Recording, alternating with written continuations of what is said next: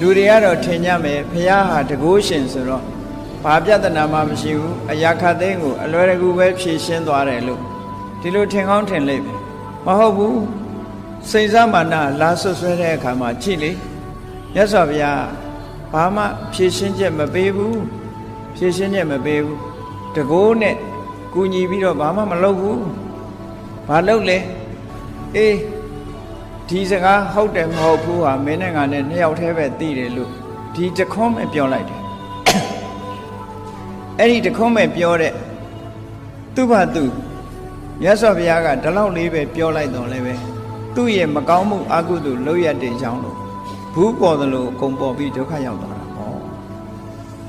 အဲ့ဒါကြောင့်မလို့စိန်စမာနဝရဲ့မာနဝိကံရဲ့ဆွဆွဲမှုကို